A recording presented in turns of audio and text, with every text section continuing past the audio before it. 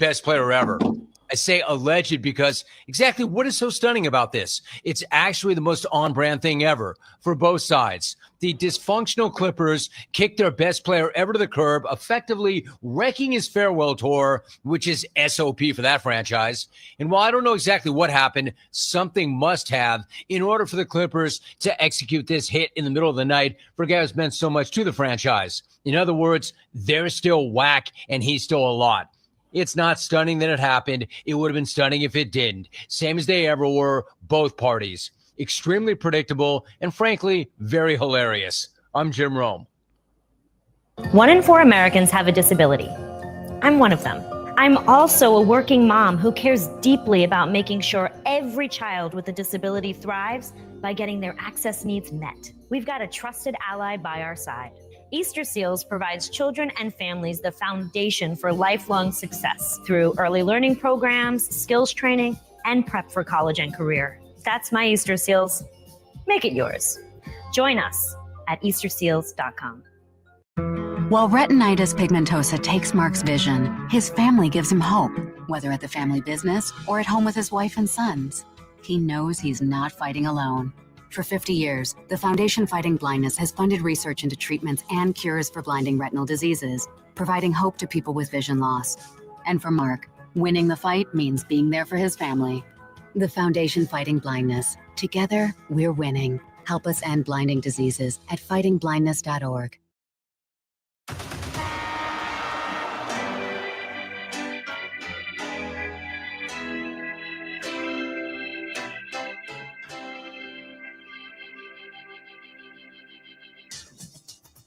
Now, from Wichita's most listened to sports radio, 97.5 and 1240 KFH. This is Sports Daily.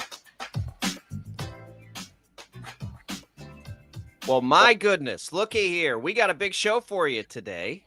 Jacob Albrecht, I'll be with you for just a few minutes. TJ Cleveland here, Jackson Snyder in. They'll have you most of the way today. It's going to be, it'll be an interesting show as we get the news right before. Of course we do. We leave the air yesterday that Chris Klieman is retiring at K-State. The expectation is that Collin Klein will be the man in charge now, and we will spend a lot of time there. Good timing that we get our pal Tim Fitzgerald stopping by on this day. Busy day for him as well, but he can sort of fill us in on the Collin Klein piece of this, especially because the K-State, Gene Taylor playing it a little tight there, but Fitz and the Go Power Cat crew are reporting that it will be Klein. So we'll get the latest there. We will get you ready for Thursday Night Football. We'll start to get you ready for Chiefs. We get a practice report and hear from Andy Reid on some injuries for the first time. It's all What's on Tap, brought to you by the Wichita Brewing Company, where groups gather for holiday fun while everyone's in town. Make WBC your unofficial high school or college alumni meetup spot. More than 15 different beers, a Christmas cocktail list, and pizzas everywhere. We'll love making Wichita Brewing Company the place where groups gather for the holiday season. TJ, Jackson, good morning, fellas. Good morning. Good morning. Yeah, I think we dig right into the breaking news out of Manhattan yesterday. It's National Signing Day. They brought 22 kids onto the program. The most attended National Signing Day press conference probably in the entire country yesterday. About 100 people were in that auditorium listening to Taylor Bratt talk about the incoming freshmen. So quite a day. If you watched the stream yesterday while we were talking to Shreyas Laddha, the news broke about like 8:35, and like Jacob and I had kind of talked about this, like this might be a thing, but we probably shouldn't say anything until somebody says something, like because we don't know what we're talking about this. And then it broke, and I was sitting here while we were talking to Shreyas about like, what do I need to drive to Manhattan? Do I need to go to work? Like this is the biggest story of the last like 2-3 years. Like what do I do? And as soon as the final segment ended, I got in my car, drove to Manhattan, and sat there for about 14 hours yesterday. Yeah, what a day. It was a day. Jackson, you were joking. You're like, I don't know what Jackson, I'm not supposed to be here today, and I won't be very soon. But Jackson's like, I just don't know what we're going to talk about tomorrow. This is a big talker, Jackson. And we were joking with Shreyas, our KU beat reporter. We kind of told him at the end, and he's just like, wait, what? I think that was kind of a reaction for a lot of people. It was like, hang on, what's happening?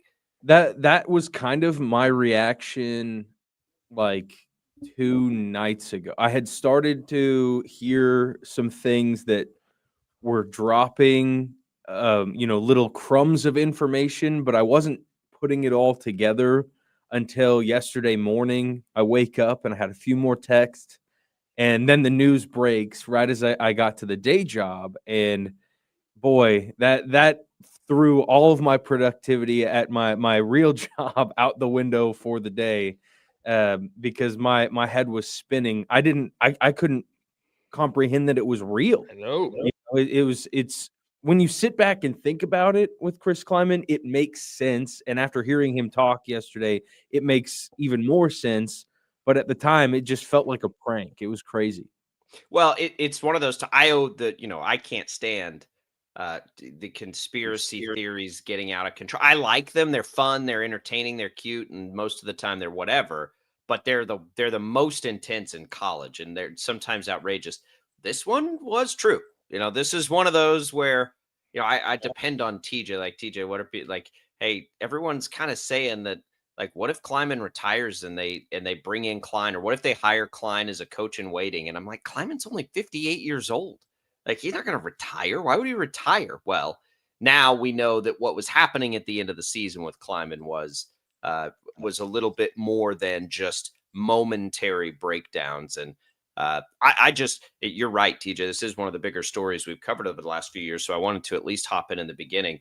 Look, I'll give you guys my thoughts, and then I know you'll have tons of discussion on this. I think if Klein ends up being a really good coach at K-State, this lasts a long time, even if he can just maintain the level of success they've seen under Klieman, to be perfectly honest with you, it will add so much to the legacy of Klieman and what he's meant to the university. Chris Klieman has done a fantastic job at K-State. Like, I do not subscribe even a little bit to the group that says it was time for him to go and all those things. He's won more games than any of his peers over the same amount of time. He's won a Big 12 championship. Like, he's done all these things. He's recruited at a high level. Yeah, they had a really bad year this year, but the overall body of work for Kansas State is really good.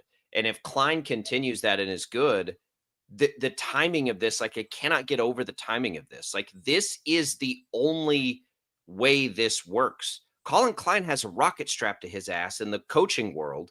And if, like, he is on his way up the ladder, you're real close, if you're K-State, to not being able to have him there. And we've talked about that. I don't know if we've talked about it here, but behind the scenes for a long time. Like, man, the timing of this isn't going to work. Kleiman's doing a great job. He's only 58 years old. Klein's this young dude. Like, he's going to be either an SEC coach or an NFL coordinator or something pretty soon.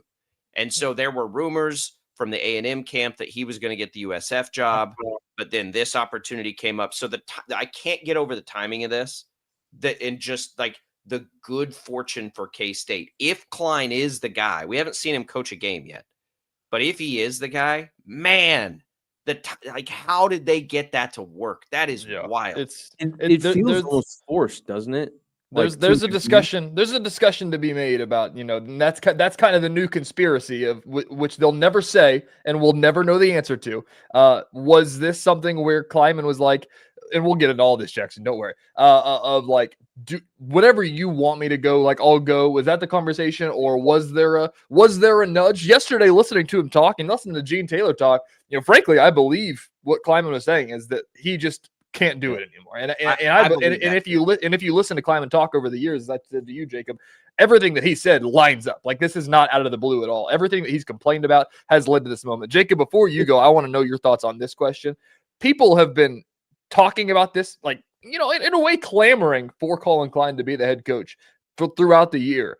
And now that it's here, like, there's more celebration about Collin Klein than there is celebration about Klieman's retirement than I kind of thought there'd be. And there's a lot of people, making the claims of, we're back, we got Collin Klein. Collin Klein has never been a head coach before, and Chris Klieman was one of the best in the Big 12. Like, I think we need to pump the brakes a little bit. I've seen. Look, you can go find all the former players. I think some of the fans now are stepping back. And to your earlier point that you guys will get into, if this was by design, the only piece of it I can think of by design would be that Klieman has been thinking about this long enough that there was then a conversation of, like, here's the deal. Like, I haven't been happy doing this for a little while. it's not what I want to do, like the current state of the industry. If we got a chance to go get Collin Klein, let's have a conversation, because if that's the case, man, I'm happy to be done right now. That's the only thing I can think of. Here's the other thing I'll tell you. I predict two things. Chris Klieman will coach the bowl game. And the other thing I predict is that he has some role in the athletic programs of K-State doing something administratively. Somebody asked about that. If he's the new GM, and somebody was like, correct. He hated that part of his job more than everything else. I don't know if he'd be the GM. He doesn't hate college football, though, and he loves the relationships with young people, and he walked away from a whole bunch of money. So I think those things make me think about that. But yes, there are two things happening, and one of them is K-State fans. You had this guy follow Bill Snyder, and he did a way better job than anybody thought he would. Yeah. And he has been a fantastic coach there, in my opinion. You guys will rock it out. Jackson and TJ are going to take you the rest of the way. I just wanted to hop in for a minute. I'll be back tomorrow, everybody. Good luck. There you go. Jackson and I will have a lot more. We'll talk about Kleiman's retirement news coming up first. We'll be right back here on Sports Daily.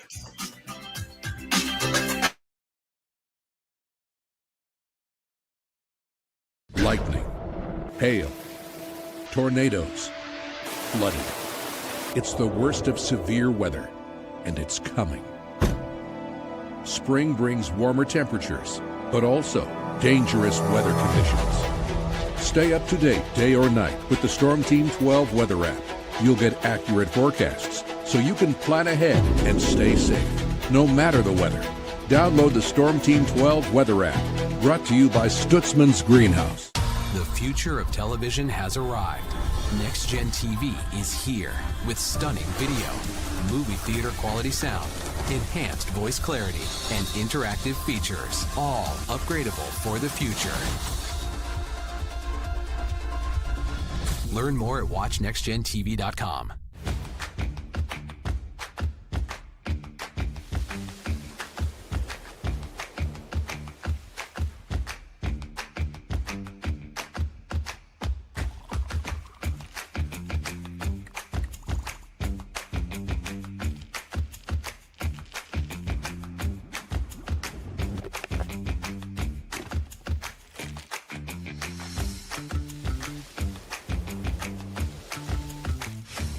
Canvas of our imagination. They tell a story. Clouds affect the events of your day.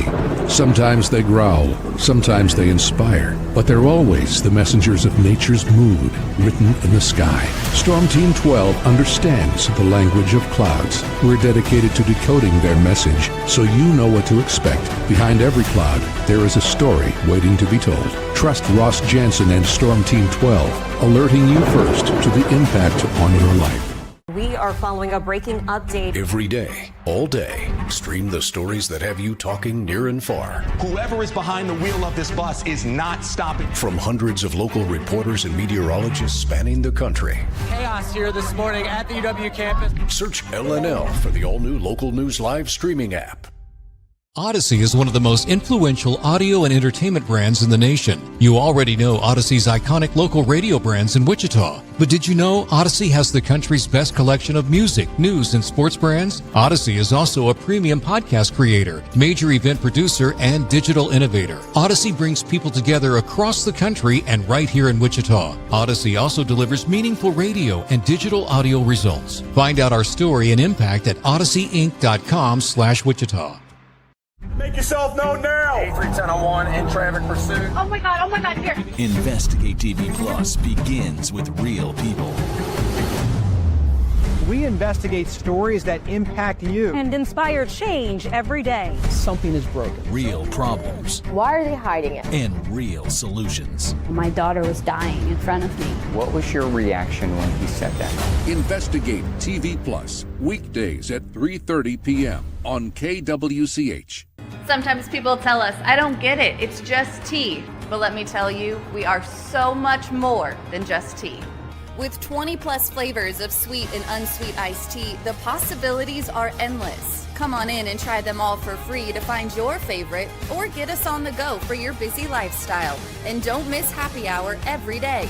So the next time someone tells you it's just tea, Tell them to come by and find out why we say drink tea, be happy. Jim Rome here, lighting up your afternoons on The Jim Rome Show. Catch me starting at 2 on Wichita's #1 sports radio, Kansas fan headquarters, 97.5 and 1240 KFH.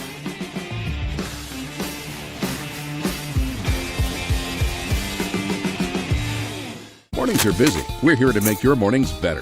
We report the stories that affect you. 3 more hospital lies from contaminated apple juice just a day after the FDA issued a recall. We're here to make your mornings better. Closing east and westbound lanes of K96 for repairs. With 12 News, you're prepared for your whole day. Scattered thunderstorms across the state into the afternoon. Stay a step ahead with 12 News this morning on KWCH and KSCW.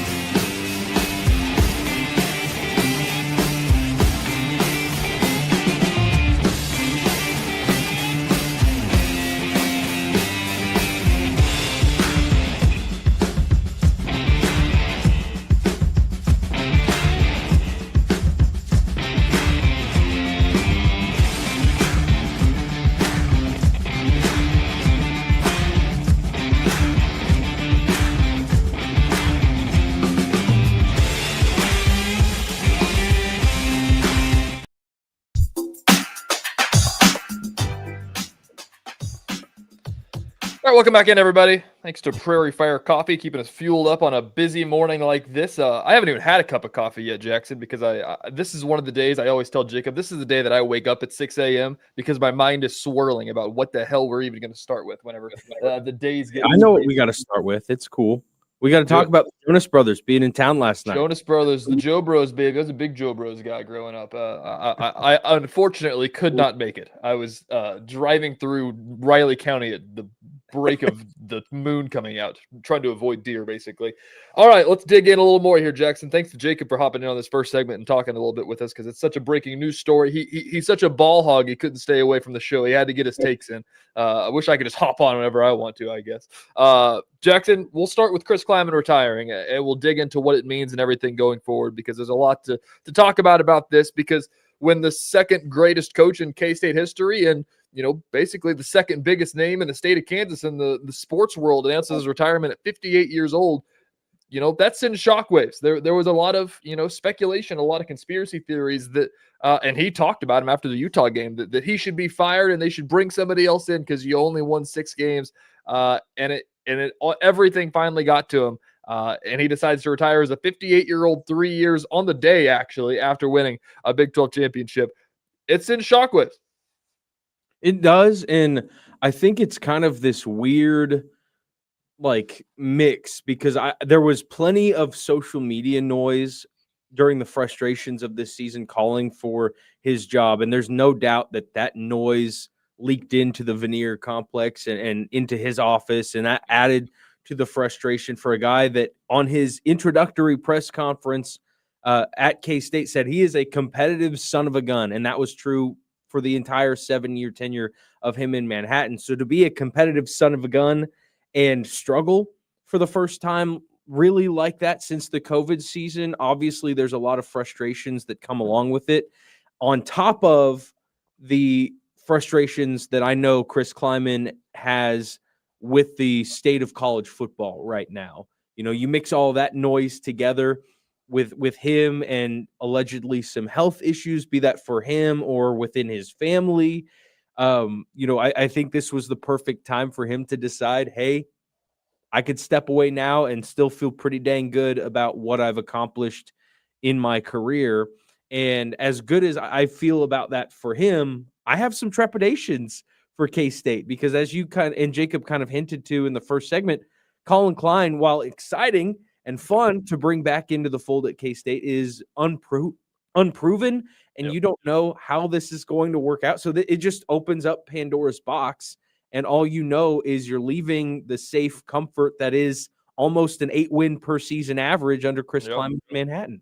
Yeah, that's the thing. And no disrespect to anybody that feels this way, but yesterday, there was a lot of buzz on social media, basically just about like Klieman was great for the program, but this is the hire that needed to happen. And it's like, let's not shove him out of the door. He's the second greatest coach in K-State history, and he just won a Big 12 title 3 years ago. He just got you the highest rated recruit in K-State history last year. He got you the highest rated quarterback in K-State history 3 years ago, and just basically made a roster that was projected to be a Big 12 championship team. It didn't go that way, and things, went awry, and there's a lot of things that are at blame for that, and it was a bad season. But people have bad seasons. That's the thing. And Gene Taylor flat out said, "You're not going anywhere." So if something changed about that, that's an entire different story, by the way.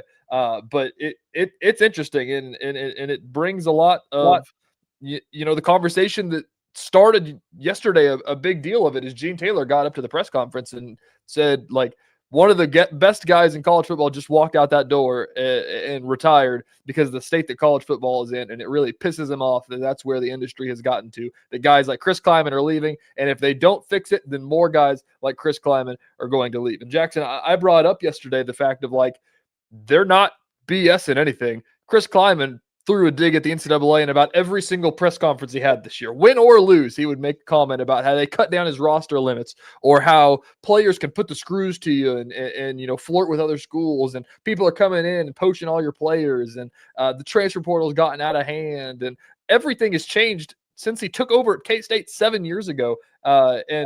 Frankly, in a job where you probably work 150 hours a week or something absurd of that nature, and now there's no offseason either because you have to keep your players. Like, I wouldn't be surprised if Gene Taylor's right and we're going to see more 58-year-old guys kind of at the top of their game walking away.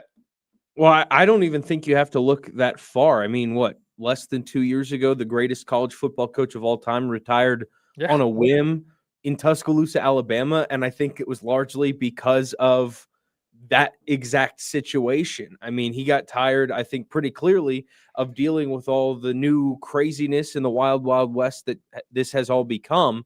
But if you look back at Chris Klieman and what you mentioned, like, he's had to deal with all of this change since being in Manhattan. I mean, he won 4 national championships in Fargo, North Dakota, comes to K-State and elevates what Bill Snyder had built in Manhattan in a short period of time. And as you mentioned, he won a Big 12 championship and he was so successful. Then all these changes get thrust in and he's adjusting to it. And every coach in America is adjusting to it, but it's not an even playing field. But you also took away his super strength, right? That walk-on power. He could have 130 some guys and bring in kids that are there to prove a point and to work their tails off from small town Kansas or Colorado or wherever, and as a preferred walk-on, build into what could become a starting player as a junior or senior, and then help elevate the program. I mean, you can look no further than the offensive line the last several years. There's been at least one player that started as a walk-on in the program, start in games at Kansas State, and now you're taking away his ability to basically nurture a player and build a program in its truest form, because you have to cut a bunch of kids and meet this roster limit, and you don't have the ability of some of these other big schools to just go buy a player that can play and win now. So it's just a no-win situation for Chris Klieman, and you could see it wearing on him the last year or so. Even at the end of last year, I think you could see the beginnings of this if you really take a step back and look. And now, like, I hate to say it, but as he left that press conference yesterday, I felt like that was the most relaxed and easygoing Chris Klieman we've seen in a long time. Like, he truly was at peace. He said he felt at peace about the decision, and you could see it immediately. Yeah, 100%. Back to the walk-on situation here. I'll put my hand up. Whenever this came out and they were lobbying basically every day in the summer, talking about how much it was BS and how much it was screwing them that they're cutting down these roster limits, I'm very pro House versus NCAA. I've never talked to you about all this stuff, but if it actually goes the way it's supposed to help the K-States and the Wichita States and schools like that of the world because of the salary cap. I don't know if that's going to actually happen. That's a whole other tangent. But the trade-off of that was basically we'll put a salary cap in place, but you can't have walk-ons because, Georgia could have 40 walk-ons and they could all be 5-stars and they could cheat the system. So you can't have walk-ons. You have to have a roster limit and cut it down. And they went to town about that. And I was basically in the camp of saying, guys, it's not that big of a deal. Like, you're going to get a salary cap and it's going to help you more. Like, it sucks to all these guys. And I know a lot of those guys that were walk-ons were guys that were, from our coverage area and got the opportunity to go play for their dream school. And that's awesome.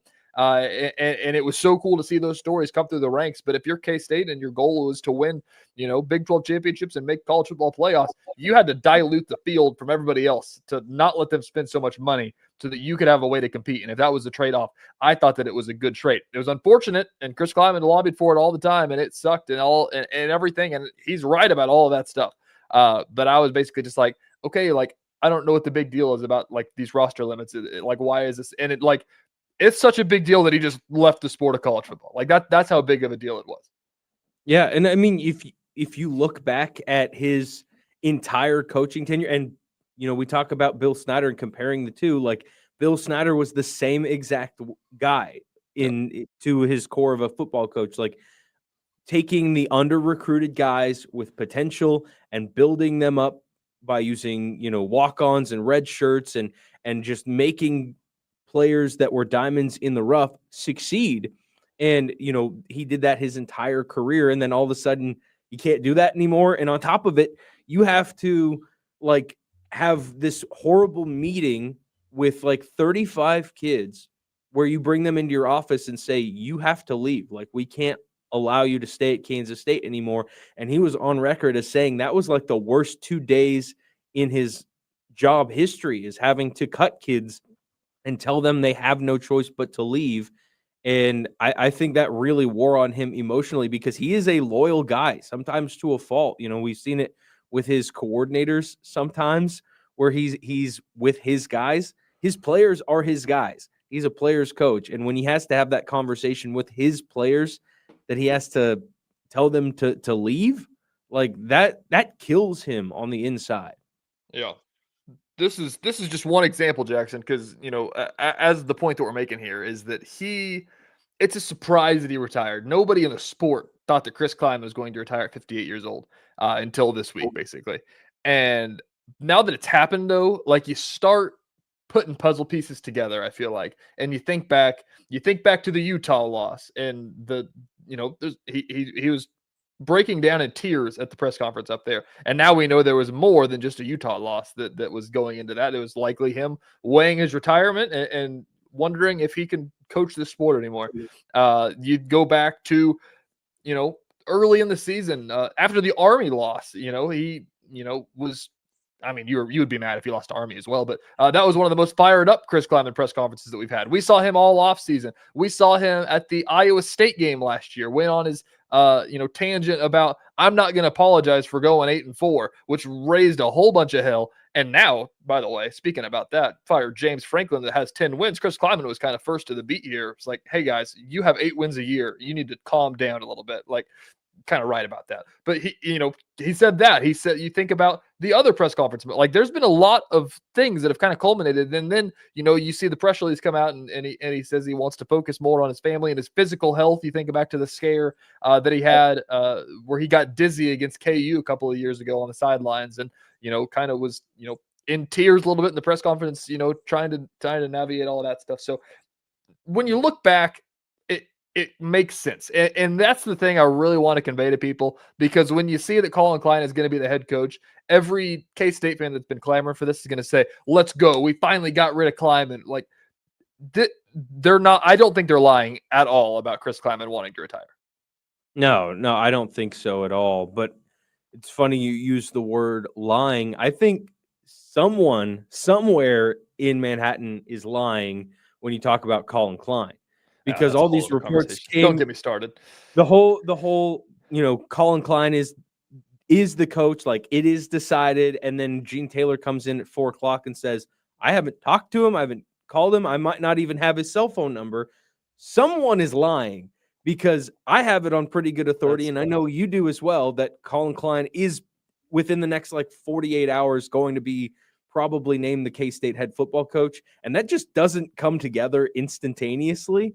So someone is lying somewhere about the timeline of all of this. Yeah, that's a whole other conversation that we'll dig into definitely about why they're acting like that and what happens next and what it means to the program and everything like that. But at the baseline here, talking about, Klieman doing this, like and I'll even say, like, whenever you see this, like, it's like, wow, did Gene really, give Klieman the nudge and say, hey man, like, we got Collin Klein, like, it just go. And I don't think I mean, Gene Taylor even said yesterday, Kellis Robinette asked him, did you try to talk him out of it? And he's like, I did. He's like, I didn't want him to retire. And then he talked to me about it. And then it's like, okay, well, this is the best thing for you and your family. I'm not going to try to talk you out of this.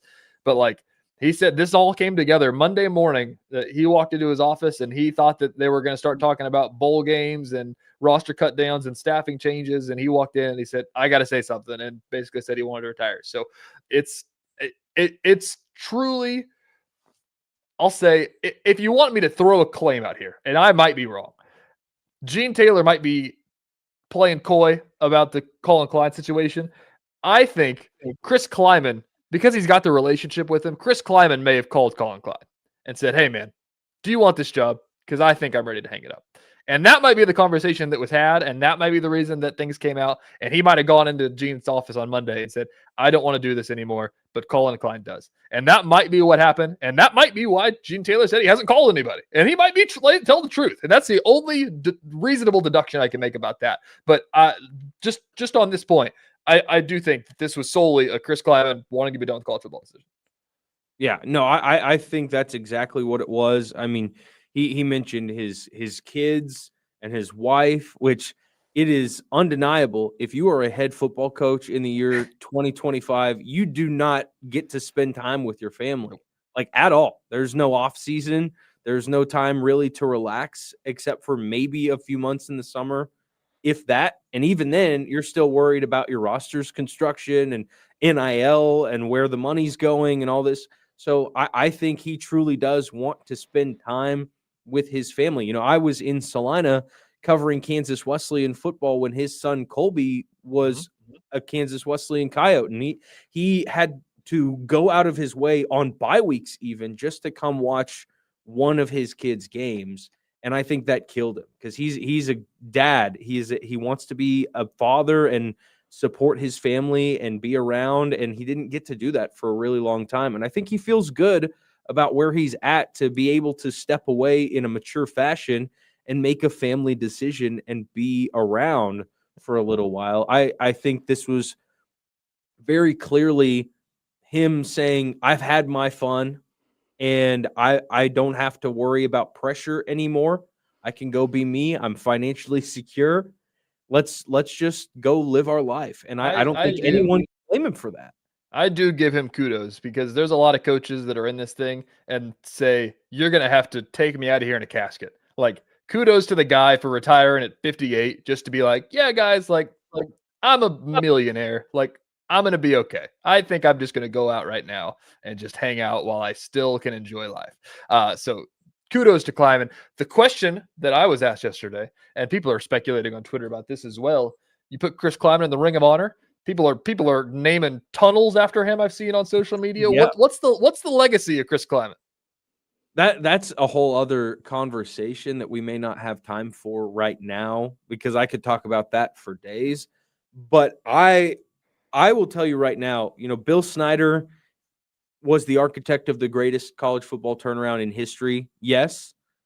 But I would argue Chris Klieman took Kansas State football and furthered the expectations and furthered the program a little bit further than I think Bill Snyder was truly capable of taking Kansas State. Now, Bill Snyder was a game away from a national championship on multiple occasions, but you have to consider the change in era, right? Like, we just talked about all the challenges that Chris Klieman has had to face that Bill Snyder did not have to consider at any point.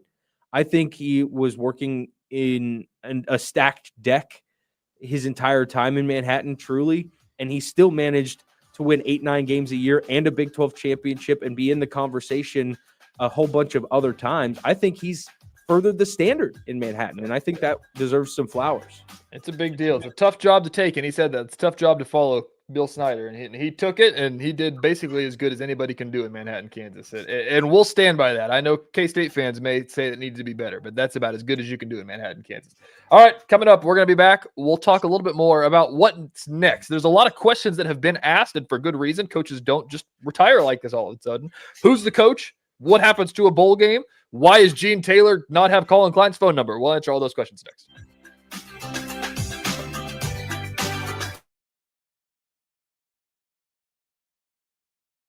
Lightning, hail, tornadoes, flooding. It's the worst of severe weather, and it's coming. Spring brings warmer temperatures, but also dangerous weather conditions. Stay up to date day or night with the Storm Team 12 weather app. You'll get accurate forecasts, so you can plan ahead and stay safe, no matter the weather. Download the Storm Team 12 weather app, brought to you by Stutzman's Greenhouse. The future of television has arrived. Next Gen TV is here with stunning video, movie theater quality sound, enhanced voice clarity, and interactive features, all upgradable for the future. Learn more at watchnextgentv.com.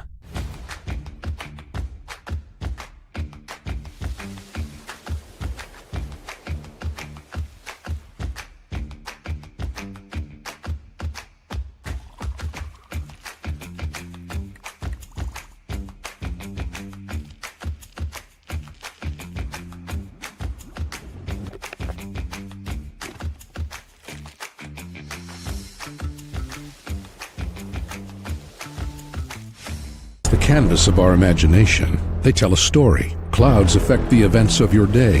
Sometimes they growl, sometimes they inspire, but they're always the messengers of nature's mood written in the sky. Storm Team 12 understands the language of clouds. We're dedicated to decoding their message so you know what to expect. Behind every cloud, there is a story waiting to be told. Trust Ross Jansen and Storm Team 12, alerting you first to the impact on your life. We are following a breaking update. Every day, all day, stream the stories that have you talking near and far. Whoever is behind the wheel of this bus is not stopping. From hundreds of local reporters and meteorologists spanning the country. Chaos here this morning at the UW campus. Search LNL for the all-new Local News Live streaming app.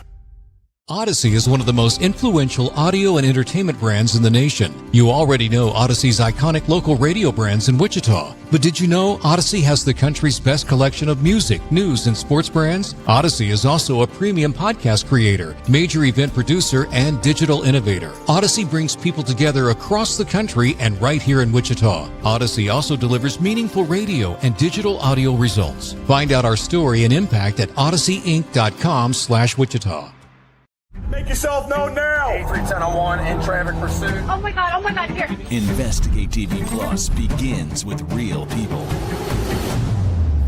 We investigate stories that impact you. And inspire change every day. Something is broken. Real problems. Why are they hiding it? And real solutions. My daughter was dying in front of me. What was your reaction when he said that? Investigate TV Plus, weekdays at 3:30 p.m. on KWCH. Sometimes people tell us, I don't get it, it's just tea. But let me tell you, we are so much more than just tea. With 20 plus flavors of sweet and unsweet iced tea, the possibilities are endless. Come on in and try them all for free to find your favorite or get us on the go for your busy lifestyle. And don't miss happy hour every day. So the next time someone tells you it's just tea, tell them to come by and find out why we say drink tea, be happy. Jim Rome here, lighting up your afternoons on The Jim Rome Show. Catch me starting at 2 on Wichita's #1 sports radio, Kansas Fan Headquarters, 97.5 and 1240 KFH.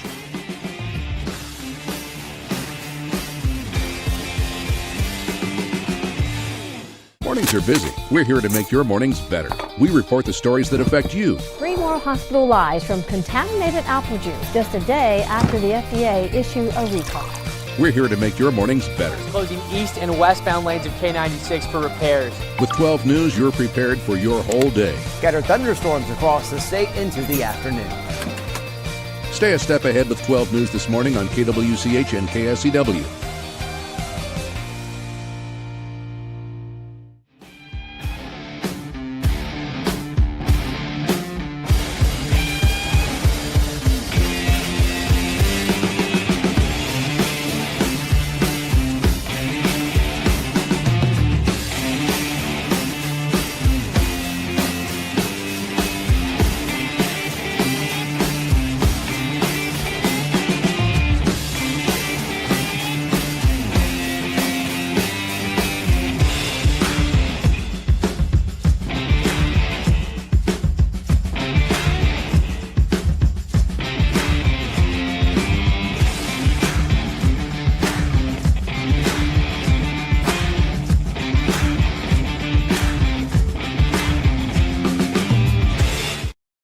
KFH.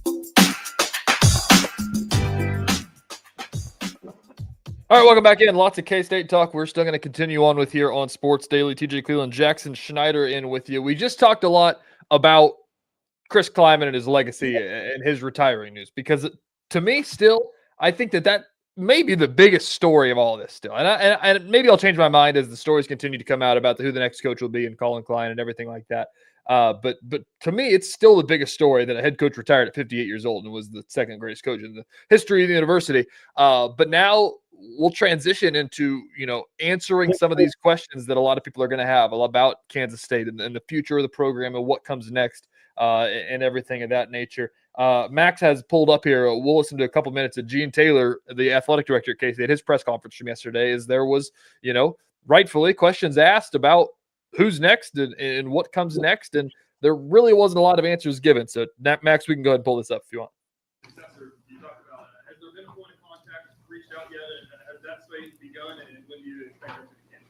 No, like I said earlier, I have not, and I was going to wait to get all through this today for Chris. And, when I probably go back into my office, I'll probably start making calls. But I haven't talked to anybody at all yet. Going back to your opening comment or what you said at the beginning, are there enough like-minded people like you to get this business where it needs to be? Yeah, my colleagues in the Big 12, because I put a text out and I just said, Coach Klieman, one of the best guys in the business, left, and here's why. And I said, if we don't, and I've got thumbs up from just about everybody in the conference. And I talked to other colleagues in other conferences, and it's just there's so many moving parts right now and so many things out there that aren't accurate. But there are people with really loud voices right now that are trying to keep this thing from being put in the right place. Today in Washington, D.C., they're trying to pass the SCORE Act out of the House. And I'm not going to get way into the details. That could be the first step. It's still got a long ways to go, but we all have to come together and speak off the same sheet of music. And right now that's not quite happening. And there's some pretty loud voices out there that are trying to do some things that aren't in the best interest of the industry, in my opinion. Just I know you already mentioned that Coach Klein, his main decision, or the main reason behind his decision was because of the state of college football. But was there any movement or potential movement in the coaching carousel around the country that might have caused this to happen now? No, I don't think so. I mean, we've never had that conversation. And, I think it was a personal decision for him.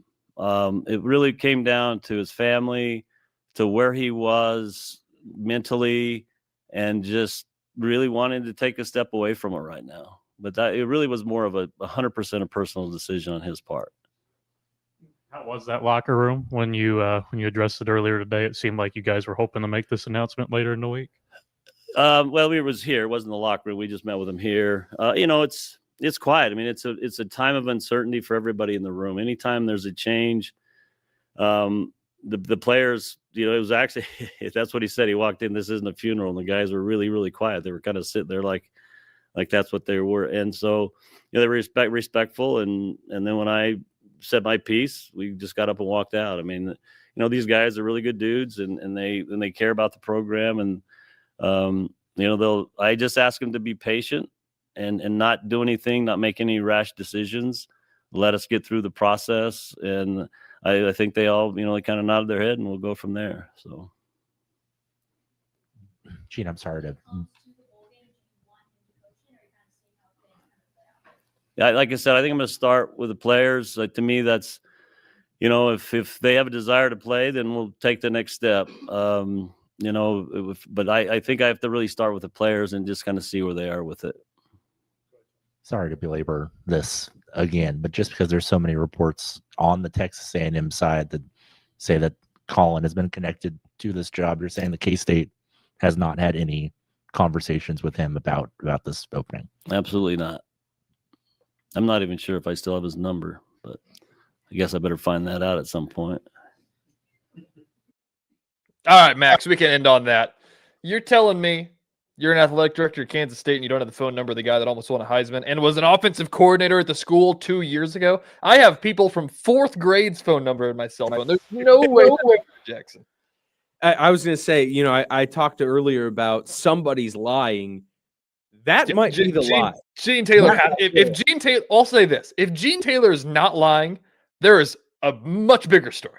Yeah, I would agree, and I do believe him when he says he has not had contact with Collin Klein. That's the loophole here. Back to that, I believe Gene there.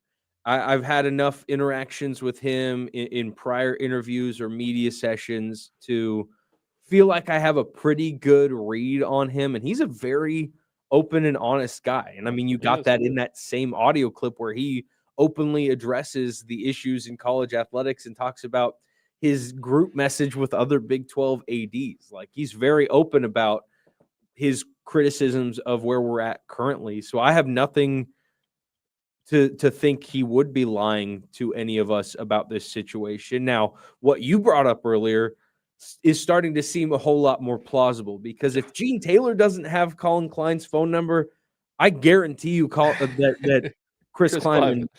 Yeah. These are my 6 a.m. swirling through my head thoughts of saying, how did that make any sense? Like, why would you say that? It doesn't make any sense at all. That it's starting to piece together for me. And I'm just going to tell myself that to maybe keep myself off the crazy pills a little bit on this situation. But the fact of the matter to me, and we'll dig way more into this, but while we're listening to Gene Taylor stuff, the thing that I kept saying yesterday is that it feels like it's a weird stance to take to deny everything. And I get it. It's Chris Klieman's day, and that's why you did it, because you want to make everything about Chris Klieman, and you don't want to start other headlines on his day, and you just want to deny everything. But it feels like there's a way to just kind of build on the momentum in this and just basically say, like, listen, we've got a few top targets, and we'll start making phone calls as soon as we get done here. And that's all that needs to be said out of it. And rather than saying, I haven't called anybody. I don't even know if I have Collin Klein's phone number. I mean, to a degree, like that is kind of what he said, right? Like, he said, I'll probably head back to my office after this and start making phone calls. We just wanted to hear that you're thinking about somebody, just a human being. Yeah. But I get it, because if it's not on paper, you don't want to talk about it yet. I know. If you're an AD, things go wrong far too often contractually to try to pump that up and then have it blow up in your face. And after Chris Klieman is leaving, you don't want that type of situation. So I get it. He's playing it safe. I understand. But it's just a weird – everything on this timeline is weird, and something's missing somewhere.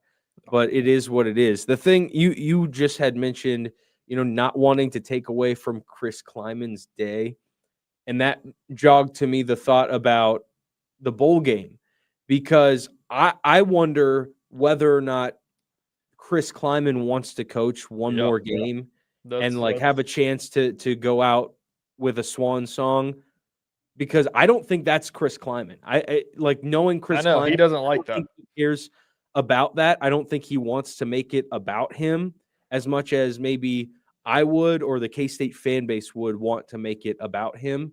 But it raises the question whether or not K-State will play in the bowl game, which Gene Taylor says is first and foremost going to be up to the players.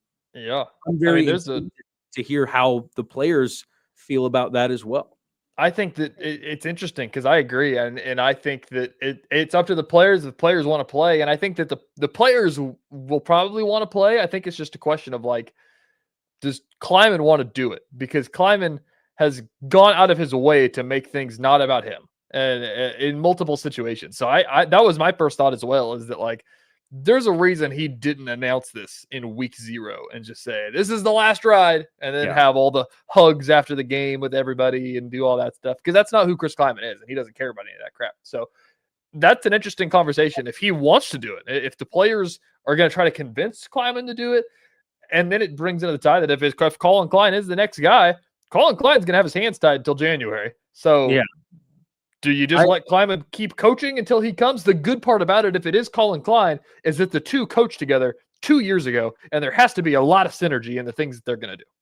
Absolutely. And the way I would project, or like, I think the most likely scenario is Gene Taylor asks the team if they want to play in a bowl game.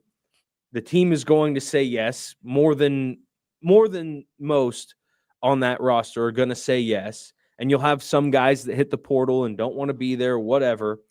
But the guys that want to be there will be there and want to play. And those guys that want to be there and want to play are going to want to play for Coach Klieman.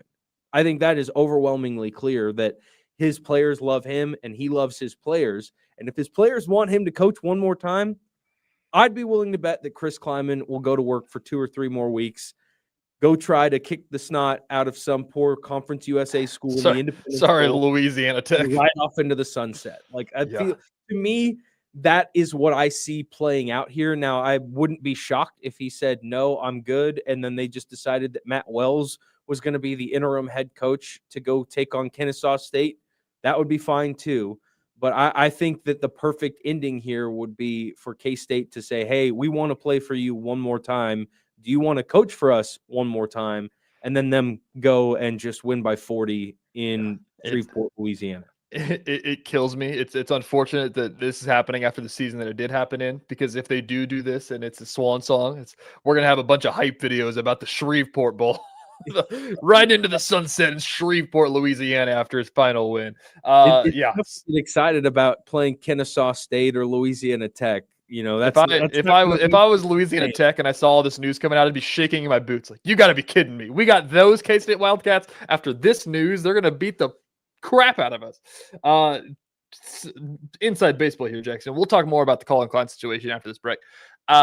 Inside baseball. So in the TV business, and you know this, you went to journalism school, we can like tiptoe around things when they're reported things, but we can't really run with things until they're confirmed things. And so yesterday, all we were trying to do is just get something about, like, we are thinking about hiring a coach. And like, if that was enough for us to say it's going to be Collin Klein, because we had it like confirmed through other outlets to say, and enough to make you feel good about it, just to hear something.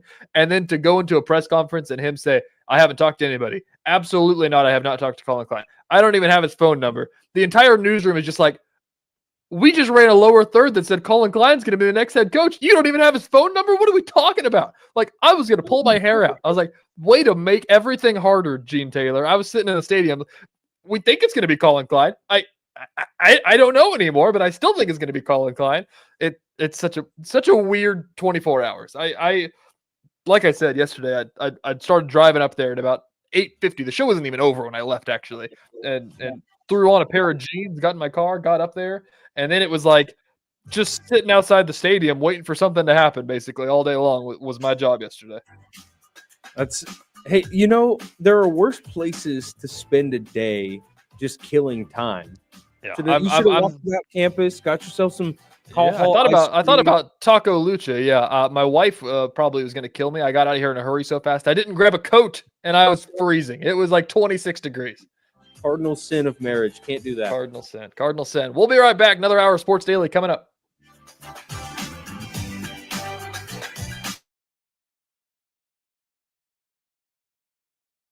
Lightning, hail, tornadoes, flooding.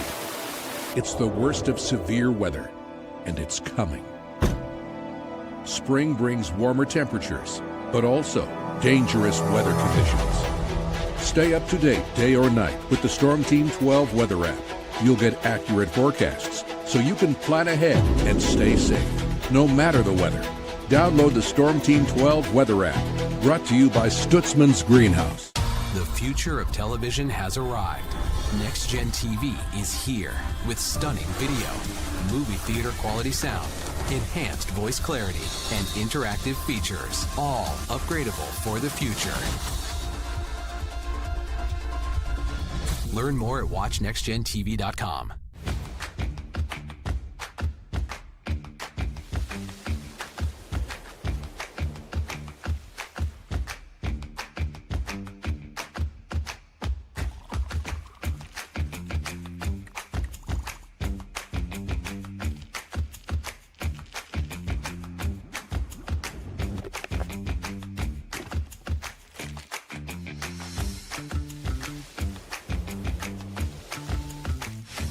the canvas of our imagination. They tell a story. Clouds affect the events of your day.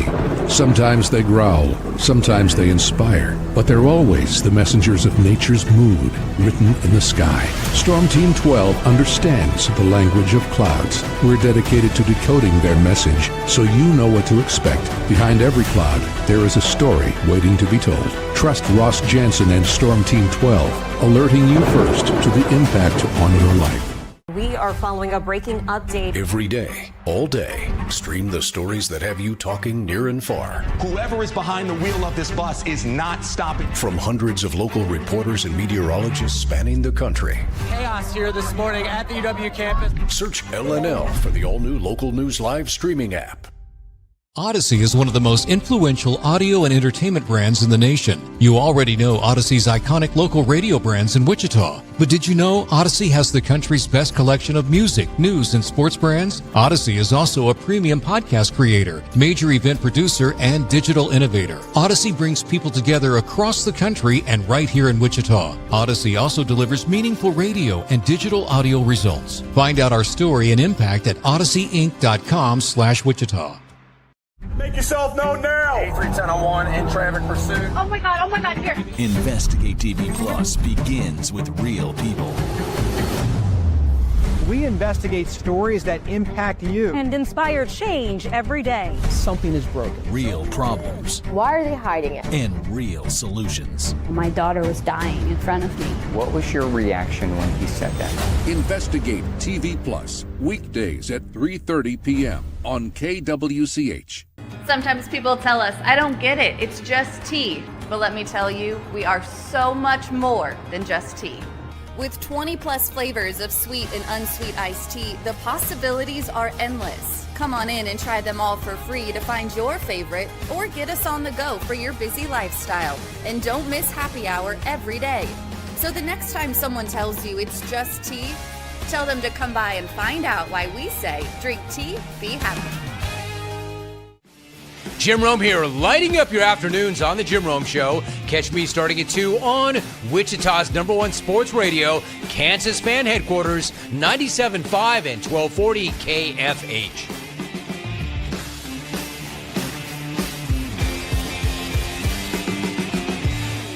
Mornings are busy. We're here to make your mornings better. We report the stories that affect you. 3 more hospitalized from contaminated apple juice just a day after the FDA issued a recall. We're here to make your mornings better. Closing east and westbound lanes of K96 for repairs. With 12 News, you're prepared for your whole day. Scattered thunderstorms across the state into the afternoon. Stay a step ahead with 12 News this morning on KWCH and KSCW.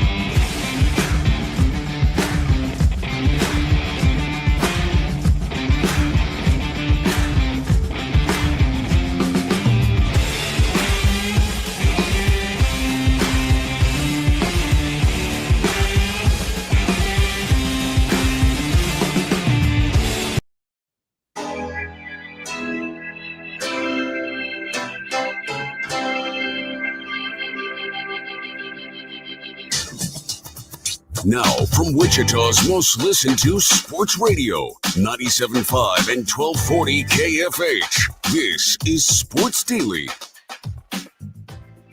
This is Sports Daily here on KFH. TJ Cleland and Jackson Schneider in with you today, filling in for Jacob Albrock. Max Power is manning the KFH hotline, 869-1240. If anybody wants to call in, we got a little bit of time here about this hot button stuff going on in Manhattan with the coaching changes. So Max will man that phone line. If anybody wants to chime in here. Sports Talk on KFH presented by Paramount Plus. You can't count on much like your coach retiring on you at 58 years old. But you can always count on the NFL on Paramount Plus and CBS. Count on Sundays all season long with the NFL on CBS and Paramount Plus. Here locally on CBS this weekend, we get a late window on CBS, Denver and Las Vegas. A lot of really good NFL games coming up.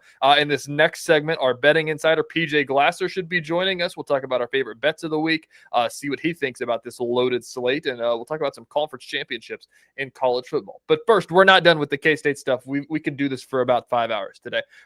We've talked about Klieman's retirement. We've talked about the comments that Gene Taylor made. Gene Taylor kind of backs people off of the Collin Klein train a little bit, Jackson, to hold the horses a little bit. But everybody in the state of Kansas still kind of expects by maybe the end of the week, Collin Klein might be the head coach at Kansas State. Why do we feel so confident about it? I'll let you explain. Well, I think it just has to make the most sense, right? You have this kid. Well, I call him a kid. He's older than me.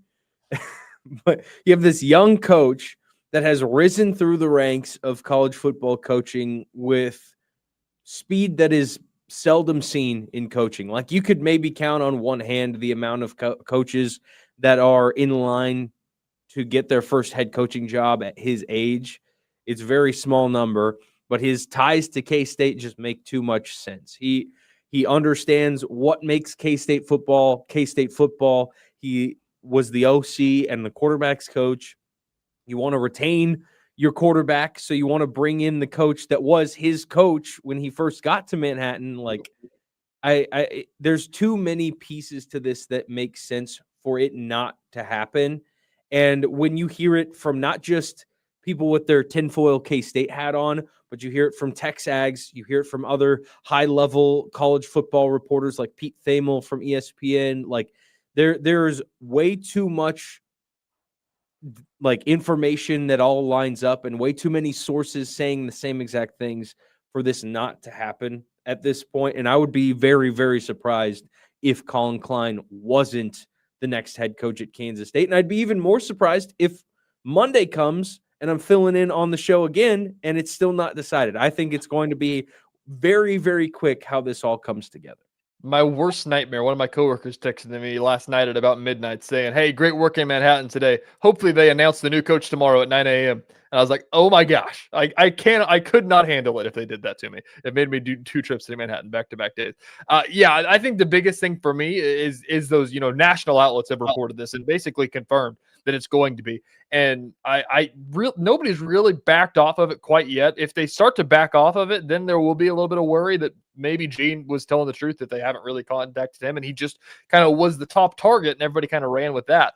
So it's interesting what they'll do in these next 48 hours. Basically, the one that is the most damning to me is the fact that Mike Elko had his press conference yesterday. I don't know if you saw this, Jackson, that somebody asked Mike Elko about basically Collin Klein and rumored to K-State, and what does that mean for the opportunity for him? And he basically kind of was just like, well, nothing's official yet, and nothing's ever has come out about any of this stuff. And the reports usually do before things follow and things of that nature. But it's always good when your assistants go to become head coaches.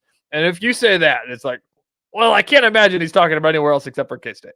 He said what I think any good boss would say, right? Like, if you went into your boss's office and said, "Hey, I'm getting this promotion, even though it's at a different company," a good boss would be like, "Hey, good for you. I'm glad that you could blossom here and come into your own to get that opportunity." That's what Mike Elko said. And he said nothing to me that's going to make me think that's not happening, or at least that it hasn't been on the table. Because you think about, Collin Klein was reportedly one of the finalists for the Oklahoma State job, and they ended up taking a different direction with Chad Morris, which I think, as an aside, is a fantastic hire for Oklahoma State. But for K-State, that's a bullet dodged, because if you get a head coaching gig in the Big 12, your odds of being the head coach in Manhattan are very slim. That's what.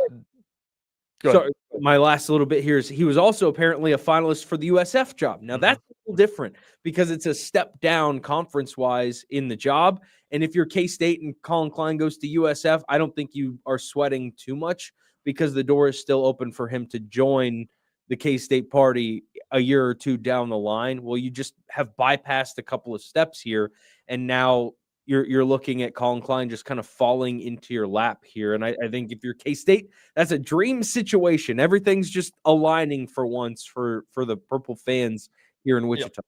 That's the one thing that is the conspiracy still lives through the USF rumor, I think, is the fact of, let me say this first. The Oklahoma State job thing, that had legs, and that sounded like it was actually something that, I don't know, he may not have been the top choice, but he was a choice.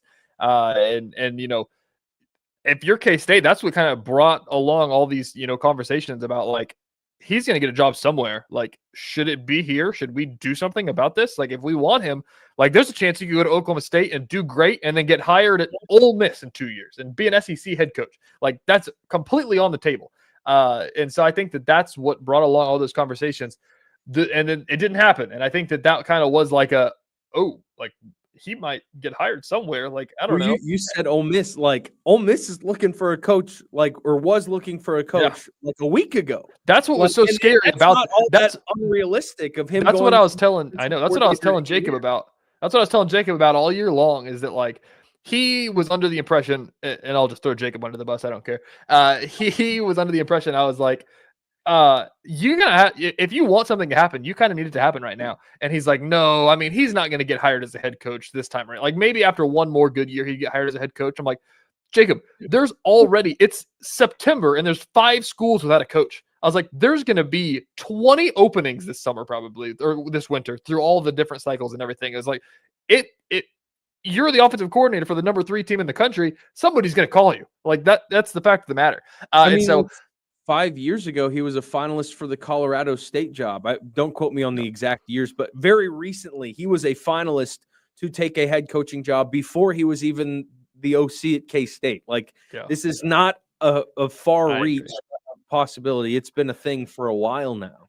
I agree. The thing that is confusing, and Gene Taylor referenced this. Somebody asked him, Jason Conander, he's a reporter at WWW in Topeka, asked Gene Taylor at the end of the press conference there. You heard him as we played it in this last segment. If you missed anything, you can go back on the Odyssey app about any of this discussion about the K-State situation, about if this was brought about because of the coaching carousel and other hirings and or firings across the country. Because as you read it, if he was a finalist for the USF job, that reads to me like it was him saying, hey, K-State, I think I might take this. You want to do anything about it? And seeing how that played out. They deny everything, and I still believe K-State, and I still believe that Klieman just wanted to retire. But the USF job throws an interesting wrinkle into all this. Absolutely. And Rick, in the chat was asking if he does well at K-State, who's to say anything about an SEC team not coming in and offering him money and taking.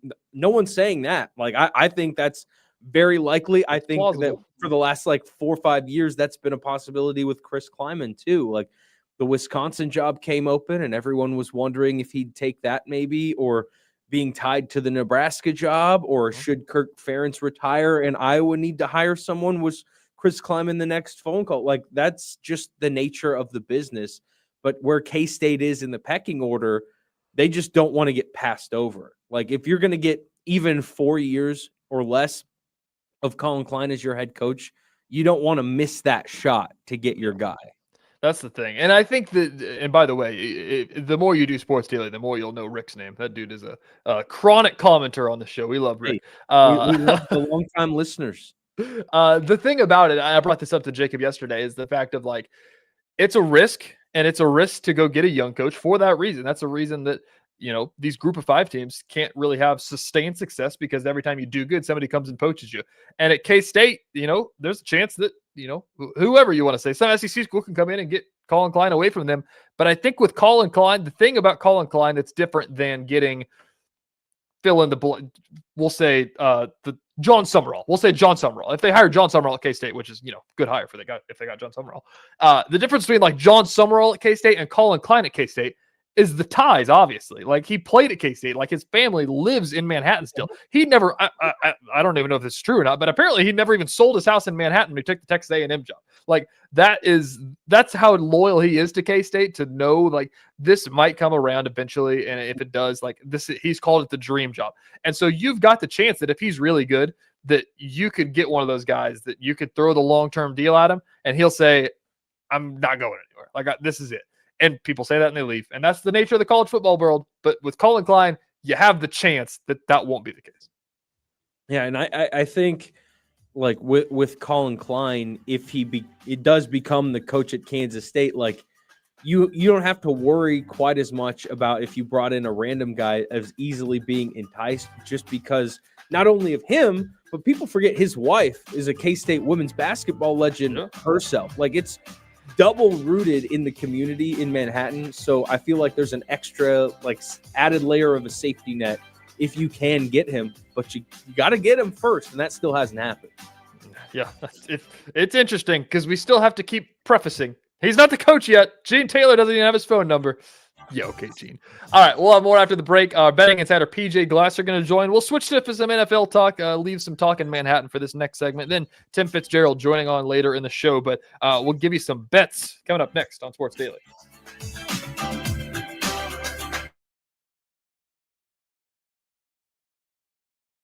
Lightning, hail, tornadoes, flooding. It's the worst of severe weather, and it's coming.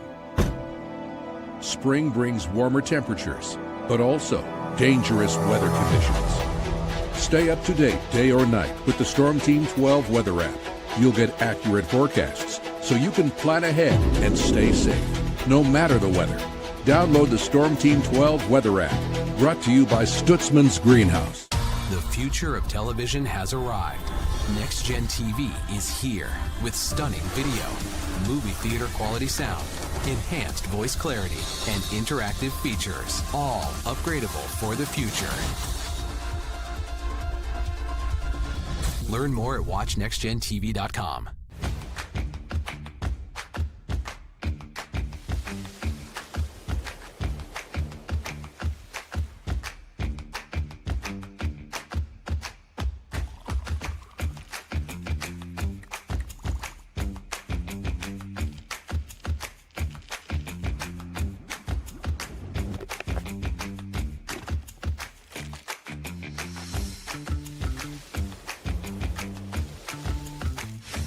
The canvas of our imagination. They tell a story. Clouds affect the events of your day.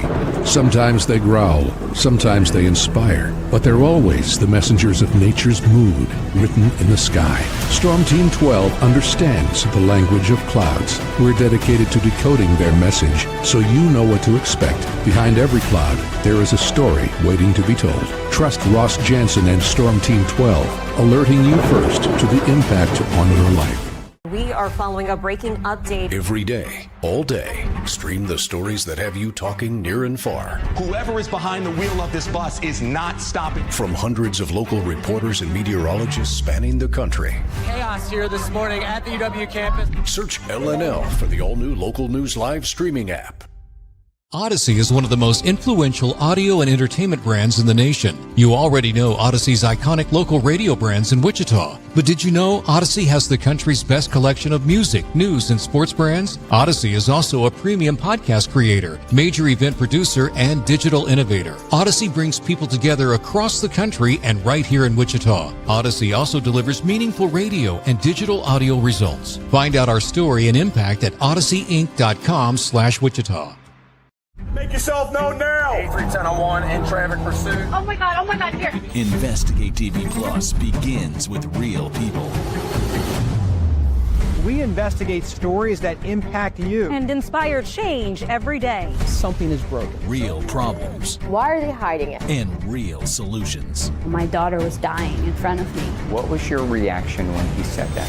Investigate TV Plus, weekdays at 3:30 p.m. on KWCH.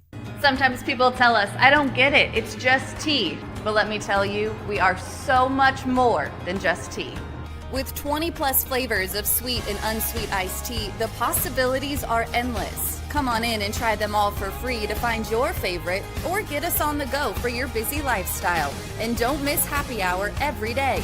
So the next time someone tells you it's just tea, tell them to come by and find out why we say, drink tea, be happy. Jim Rome here, lighting up your afternoons on The Jim Rome Show. Catch me starting at 2 on Wichita's #1 sports radio, Kansas fan headquarters, 97.5 and 1240 KFH.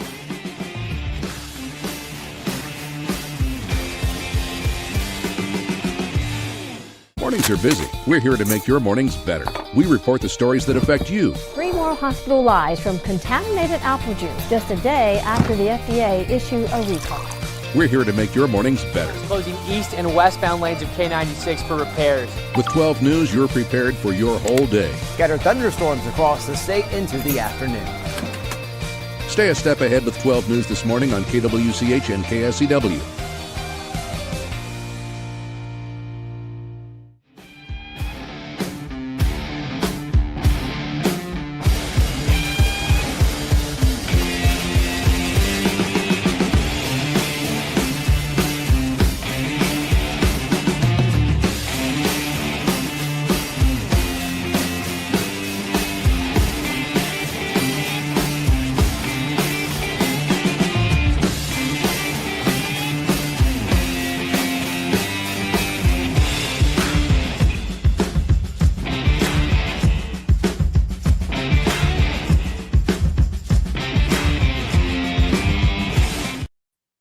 Daily is on KFH. All right, welcome back into Sports Daily here on KFH. Looking for the best props and games to lay your money down on from BetMGM. Here's KFH's betting insider, PJ Glasser. Now we go. PJ Glasser joining the show, our betting insider, host of the Send It In podcast. PJ, welcome back. How's your week going? Week's going well. Excited for the weekend of football that we have, conference championship week in college. I think it's the best NFL slate we've had all year, so I'm excited for the football this weekend. I was about to ask you. This feels like it's the best full week of football that we could have on paper that we've talked about thus far. But as you are correct, it is college football championship week. We'll start with the Big 12 because that's a team that we care about a lot here. The conference we care about, a lot here. It's a rematch. It's one that we've seen before. Texas Tech and BYU. I've got Texas Tech at 12.5 in this one. How much stake do you put in the last time these guys matched up? I think you definitely have to put a lot into it, and just how good Texas Tech is, right? Because in every game that Baron Morton, their quarterback, played this season, they won by at least 23 points, and they covered every spread in all of those games. So they're not just beating teams, they're beating them bad, and they're covering every spread. I mean, Vegas can't set these lines high enough on a Texas Tech game. I think it does help BYU, the fact that they have seen them in person, because Texas Tech, from a talent standpoint, especially defensively, is just on a different level than every other team in that league. I could only bet Texas Tech in the game. Again, a lot of people just think, oh, they've covered every spread, they've won all this game, like eventually regression has to hit. I mean, does it? Like, we keep waiting for it every week, and it's just not happening. And I would look at the under again. Texas Tech is the real deal, and they're my sleeper for the college football playoff when they get in. I think they're really, really good. I think they show that again on Saturday. So if I had to play it, I'd look Texas Tech minus 12.5, and I look at the under 49.5 as well. PJ, does the fact that Texas Tech basically is cemented in the playoff already and BYU is still fighting for their chance to get in, does that change or affect your thinking at all? I'm already kind of sold on Texas Tech right away, like you mentioned, but does that or should that impact how people? Hey, if they lose, we get 2 Big 12s in. Let's have a conversation here.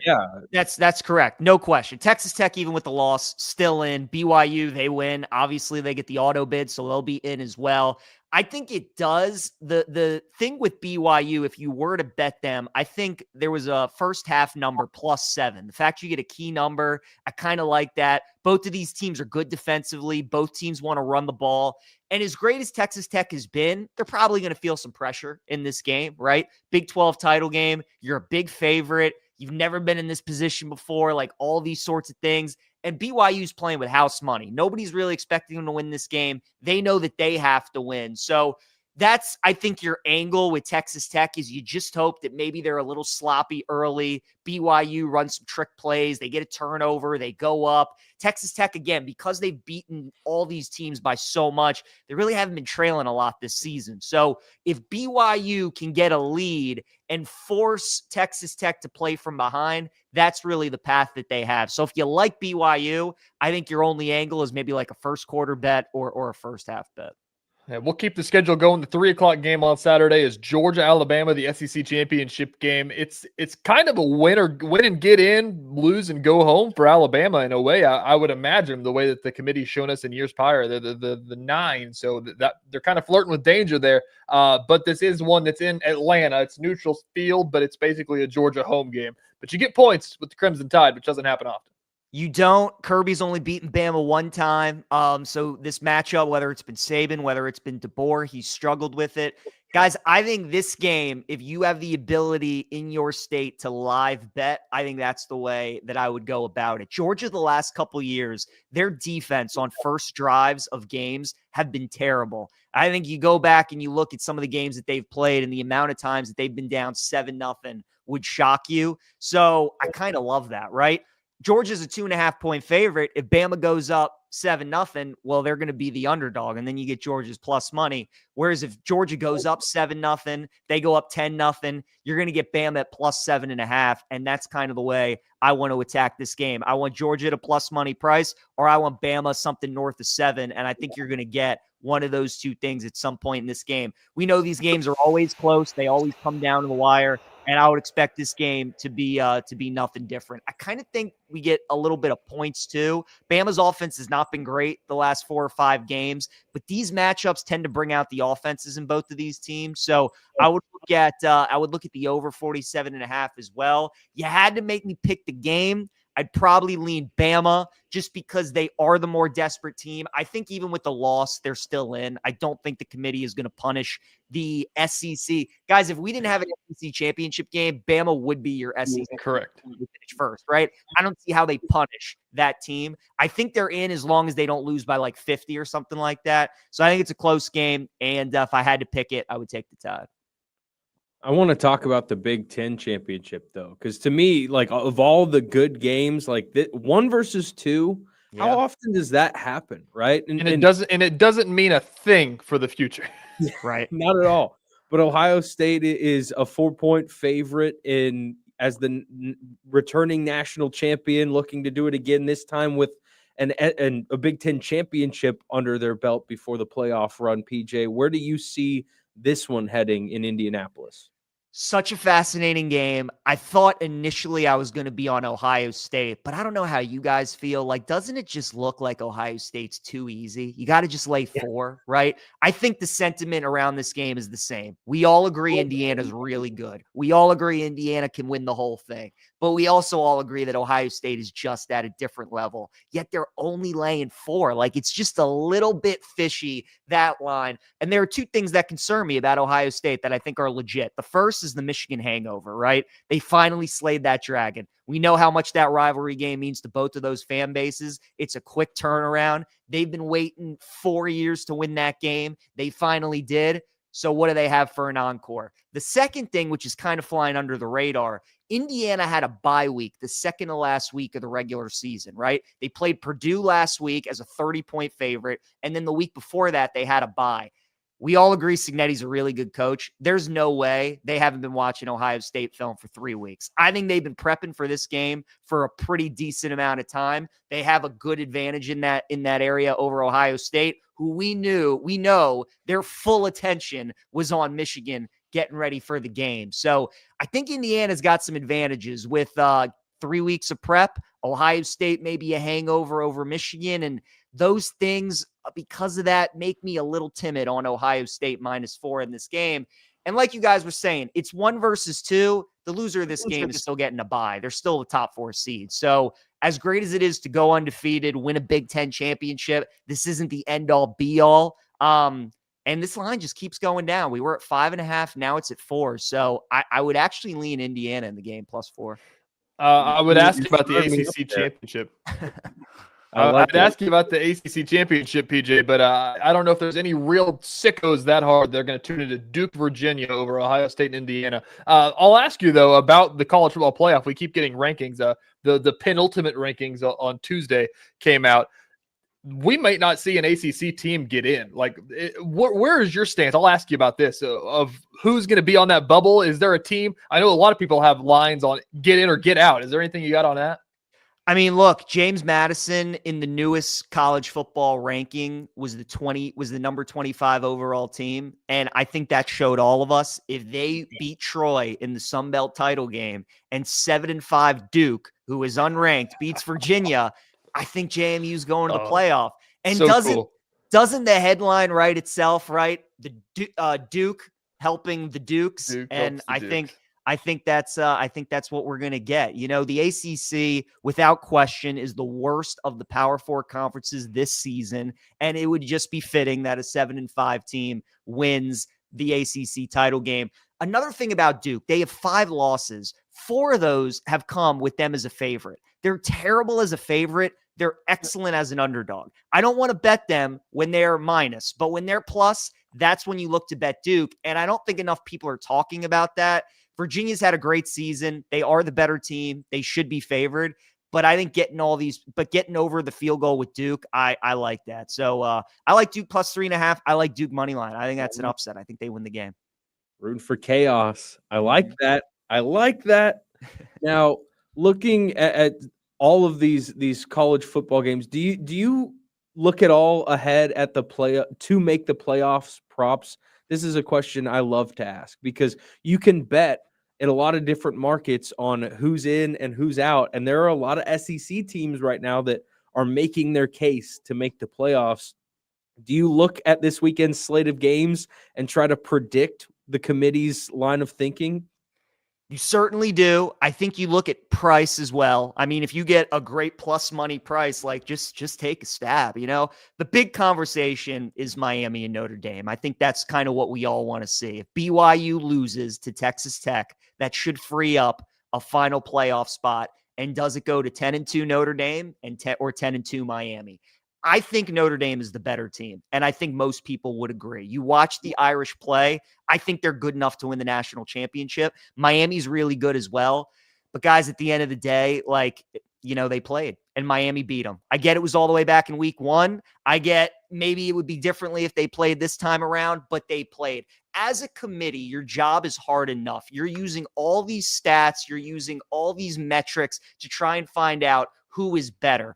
They did you a favor by playing. You know what I mean? Like, these two teams played against each other. So if it comes down to those two, I know Notre Dame has been on top of Miami the entire time. We talk all the time about you can't start this precedent if you're committee. You can't do this. I mean, you're really going to tell these two teams, if they have comparable resumes and the same record and one team beat the other, that you're going to leave that team out? I got to see it to believe it. So Miami, they're pretty good plus money right now. I mean, you can get them at like plus 600, plus 550, something like that. And if you think BYU is going to lose, which it certainly looks like they probably will, I think Miami's worth the bet. We could go for hours about this. There's literal hour podcasts about the CFP rankings. We'll go over to the NFL slate because I agree it is probably the best one that we've gotten in the NFL season. We'll start with the Chiefs, though, the team here locally, because it is such an interesting spot for Kansas City because you got to kill them with fire because we said, they lost to the Cowboys. It might be over, but it might not be over. They're 3.5-point favorites over a team riding a 4-game winning streak. But, PJ, I know that you love betting the Chiefs in Arrowhead Stadium. I sure do, DJ. Look, I've done a lot of shows this week where so many people have told me the Chiefs are done, their season's over. And I'm like, are we really doing this? Like, until they are mathematically eliminated, until the beast is killed, I can't do it. And if they get past this game, I mean, the schedule is favorable for them down the stretch. They play the Chargers and the Broncos at home. Both of those teams they've lost to the first time around. Mahomes is unreal in divisional play, so he rarely loses to teams once, let alone twice. And then you get two of the worst teams in football, Tennessee and Vegas, on the road. So this is really the game. And they're going up against the best defense in football. All due respect to Seattle, Houston's the best. And, the Chiefs against Stroud and Ryans and this Texans team, they've had their number. And Arrowhead has been a place where the Texans have not had success. So I wouldn't lay 3.5 just because of how great that Texans defense is and how close all these Chiefs games have been against these playoff caliber teams. Actually, if I had to bet the spread, I'd probably look Houston, but my bet is just KC on the money line, minus 185. I have no problem laying that juice and betting the Chiefs. It is an absolute playoff game. It's an elimination game. against the Cowboys and the Colts and all these games we talked must win. Chiefs got to win. This is truly a must win. Like, this is a win or you're out. And because of that, I think they do it. So I like KC money line -185. Can we talk about Thursday night football tonight? This one feels like a huge game. You know, the Cowboys are red hot and finally playing like Cowboy football of the old. Like they're a good team now, finally, it seems like. But they go on the road to Detroit, and the Lions are the ones that are field goal favorites in this one tonight. Where do you see this Thursday night football game going? So in the NFL, guys, the general rule of thumb is in terms of betting, you have the term, it's like the stock market. You want to buy low and sell high, right? And it feels like this game is kind of like the perfect interpretation of that with Dallas, who's rolling. They've beaten the Eagles and the Chiefs in their last 2 games. The Lions should have lost 3 in a row. They lost to Philly, lost to Green Bay on Thanksgiving. The Giants took them to overtime. Lions are beat up. Probably no Amon-Ra tonight. Still no Laporta. The defense has got some injuries, and they're not playing very well. But we're pricing this game, Lions -3, the same way we did Lions-Packers on Thanksgiving. And I can't get there. Even with the way Dallas is playing, even with the injuries Detroit has, they're saying to me that the Cowboys and the Packers are even teams. And even though I think Dallas is playing their best football, even though I think that if they win this game, they could go to the playoffs, I don't agree that the Lions should be -3. I think this should be like -3.5, maybe even -4. So I think you're getting a cheap price on Detroit. And also, I think this is a playoff game. I think if the Lions lose, they're out. I think if Dallas loses, they're out. The winner puts themselves in a good spot to make a run. And if there's any team in football, especially the NFC, that you don't want to trust in a playoff game, it would be the Dallas Cowboys. So I like the Lions tonight -3, and I think they win the game. A prop that I love too, you guys, the total is at 54.5. We're going to see some offense tonight. People will give you Pickens. They'll give you Lamb. They'll give you Gibbs. They'll give you all these guys, Jameson Williams. The Lions field goal kicker, Jake Bates, I'm going to go under 1.5 field goals on Jake Bates. We know Dan Campbell is a psycho. We know he never loves to kick. He never loves to punt. And in a game like this with the season on the line and he knows he needs touchdowns, unless he's absolutely forced to kick a field goal, he's not going to. So under 1.5 field goals for Jake Bates. I actually really like that a lot tonight against Dallas. PJ, I think that makes you the sicko for betting on the kickers. Absolutely. The slate is crazy. I mean, you could take your pick here. I mean, Bengals, Bills. You think about Bears, Packers is an awesome one. The Monday night game, Eagles, Chargers is going to be an awesome one. There's so many. I'll just leave it up to you. What are some of your favorites? There's some interesting lines out there. There are some interesting lines. I'll tell you guys this. I mean, I think if you're looking for a teaser leg this week, Jacksonville +7.5 is one of my favorite teaser legs all year. The Colts have lost 10 straight games in Jacksonville. That is a house of horrors for them. They never play well there. I think a bunch of us remember the game a couple years ago when all the Colts had to do was beat a 2-win Jacksonville team with Carson Wentz. They were like a 2-touchdown favorite, and they got smoked. They never play well in Jacksonville. And certainly with the way that the Colts have been trending here as of late, maybe they win. I don't think they win by a lot. So Jacksonville +7.5. Love that bet in a teaser. Monday night, I like the Chargers +3 against Philly. We've seen this with the Eagles, guys, the last few years. When the Eagles are playing well and they're rolling, they're a machine. But when they start to struggle and they start to spiral, especially offensively, like it's not just a quick fix for them. It just kind of continues. And I think we're starting to see that here as of late. So you give me 3 with LA, I'll take that with the Chargers at home. And then if you guys want an ugly dog, maybe a big upset of the week, I would look at Vegas +7.5 and +325 on the money line against Denver. Broncos have 4 straight wins by 3 points or less. They are just getting by the skin of their teeth. They're coming off a Sunday night win against Washington where their defense was on the field for 85 plays. They're tired, they're beaten up, and they're seeing a 2-10 team. They probably aren't going to take them seriously. It's a divisional game. So I think the Raiders have a chance to pull the upset. There you go, PJ. We appreciate the time. I'll throw this in here. This is a big K-State show because of the news that's going down in Kansas this week. I think Collin Klein to be the next head coach is -100,000 probably. That would make a lot of sense. Absolutely. PJ, we appreciate it. We'll be right back on Sports Daily.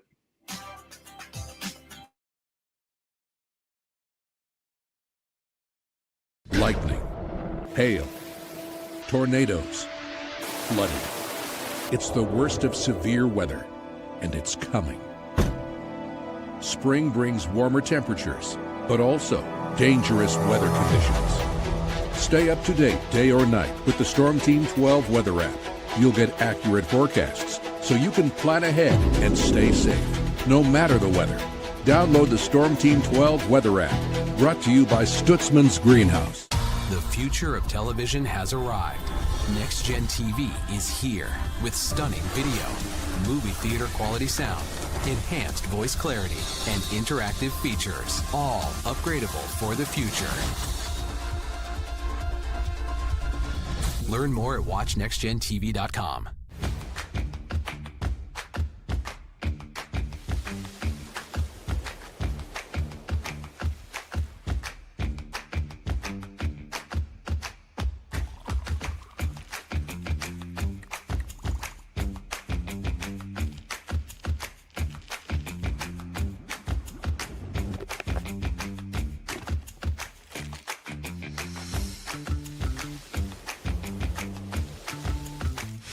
The canvas of our imagination. They tell a story. Clouds affect the events of your day. Sometimes they growl, sometimes they inspire, but they're always the messengers of nature's mood written in the sky. Storm Team 12 understands the language of clouds. We're dedicated to decoding their message so you know what to expect. Behind every cloud, there is a story waiting to be told. Trust Ross Jansen and Storm Team 12, alerting you first to the impact on your life. We are following a breaking update. Every day, all day, stream the stories that have you talking near and far. Whoever is behind the wheel of this bus is not stopping. From hundreds of local reporters and meteorologists spanning the country. Chaos here this morning at the UW campus. Search LNL for the all-new Local News Live streaming app. Odyssey is one of the most influential audio and entertainment brands in the nation. You already know Odyssey's iconic local radio brands in Wichita. But did you know Odyssey has the country's best collection of music, news, and sports brands? Odyssey is also a premium podcast creator, major event producer, and digital innovator. Odyssey brings people together across the country and right here in Wichita. Odyssey also delivers meaningful radio and digital audio results. Find out our story and impact at odysseyinc.com/Wichita. Make yourself known now. 831001 in traffic pursuit. Oh my God, here. Investigate TV Plus begins with real people. We investigate stories that impact you. And inspire change every day. Something is broken. Real problems. Why are they hiding it? And real solutions. My daughter was dying in front of me. What was your reaction when he said that? Investigate TV Plus, weekdays at 3:30 p.m. on KWCH. Sometimes people tell us, I don't get it, it's just tea. But let me tell you, we are so much more than just tea. With 20 plus flavors of sweet and unsweet iced tea, the possibilities are endless. Come on in and try them all for free to find your favorite or get us on the go for your busy lifestyle. And don't miss happy hour every day. So the next time someone tells you it's just tea, tell them to come by and find out why we say drink tea, be happy. Jim Rome here, lighting up your afternoons on The Jim Rome Show. Catch me starting at 2 on Wichita's #1 sports radio, Kansas fan headquarters, 97.5 and 1240 KFH.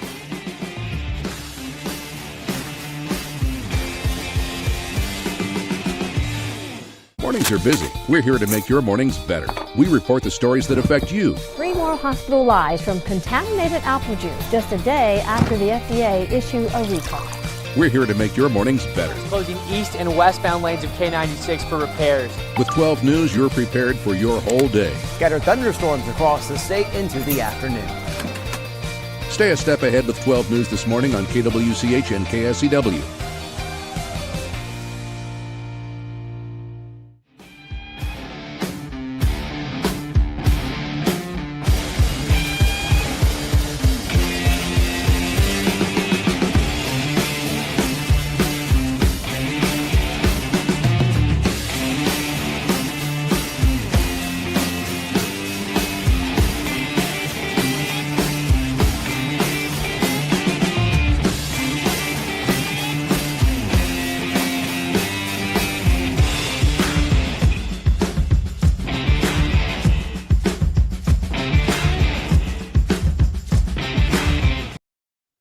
Sports Daily is on KFH. And now, digging deeper with the teams you follow, it's another Sports Daily Insider interview on KFH. Welcome back into Sports Daily here on KFH. Joining us now, publisher of GoPowerCat.com, Tim Fitzgerald. And boy, oh boy, do we have Fitz at a good time. Fitz, some big news out of Manhattan yesterday. That's right. National Signing Day. 22 players getting joined onto the K-State football team. Oh, what? When did that happen? What a truly bizarre signing day.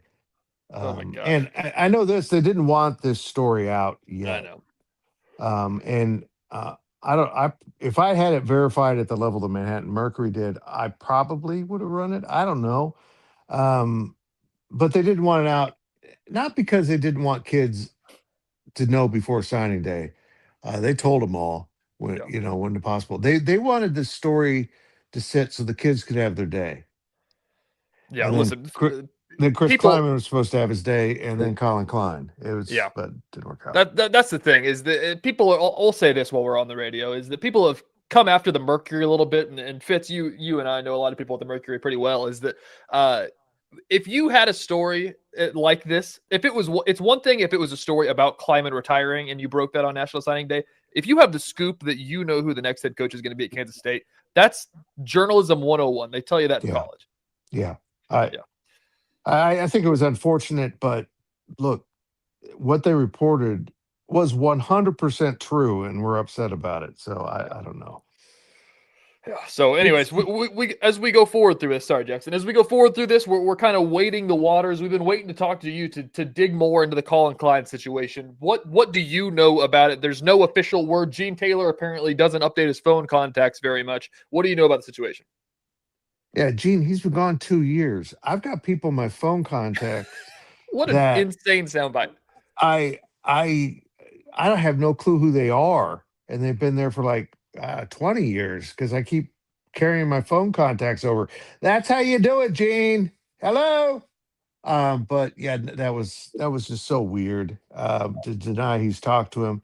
I know there's some procedural stuff there, guys. This is done behind the scenes, and I think honestly they're just trying to play this out in stages instead of all at once.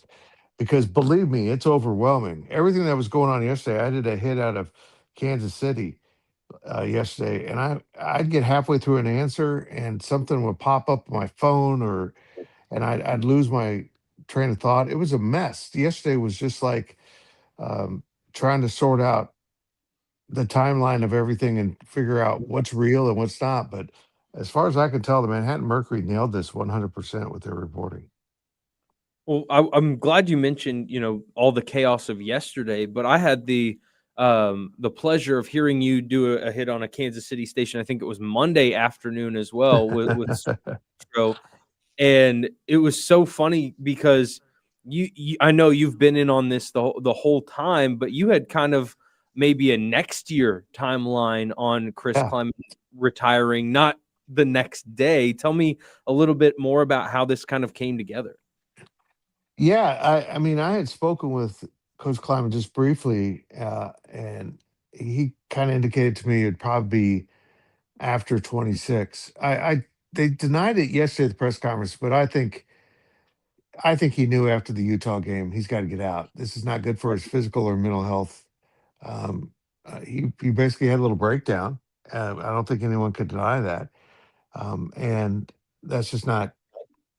That's not how it should be. So, this set of events has just been like a tidal wave of information. It's hard to try to sort out who's going to surf first.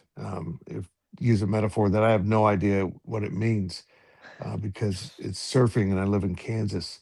But everyone needs to have their time, and I think that will play out between now and Saturday pretty well. So, Fitz, what do we know about the Klein situation? As I said, there was a lot of denying going on yesterday. There was a lot of confirming from a lot of outlets that it's going to happen.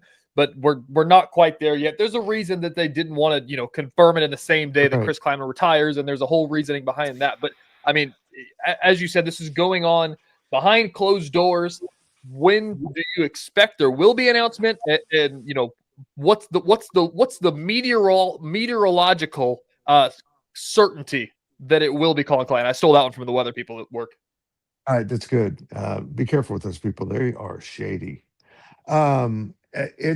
It's done. I mean, this contract's not signed, but what's funny about Gene Taylor sitting up there and saying that we knew about Collin Klein, being the next guy, not because the Manhattan Mercury reported it, because the Texas A&M sites spent all day the day prior talking about it, and then that afternoon it's like, Colin and Shadley are heading back to Kansas. Yeah, it was just like they all knew it down there. And I also know he's out trying to put together a coaching staff, which is a pretty good indication he's got a new job. What we don't know is the timetable. Originally, we were told Chris Klieman will coach the bowl game, carry his team through that process. Might still happen.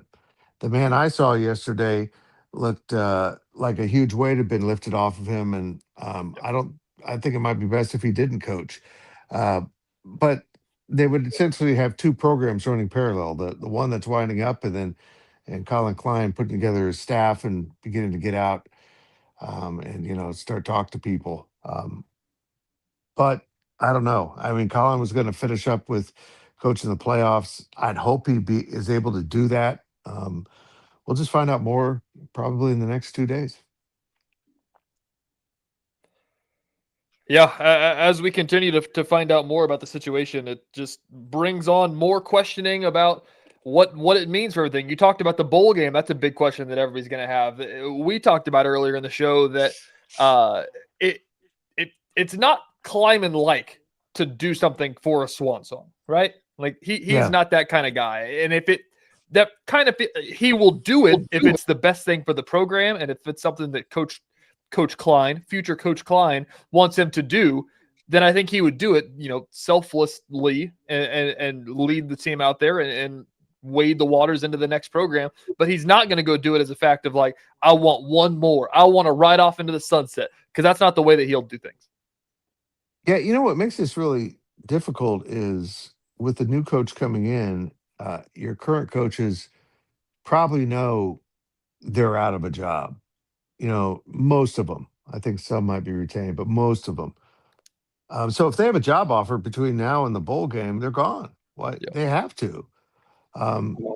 So I don't know. You and I might end up coaching this team in the bowl game. Man, you like Shreveport, Fitz? I do like Shreveport. I think we could actually do the coaching from a riverboat casino.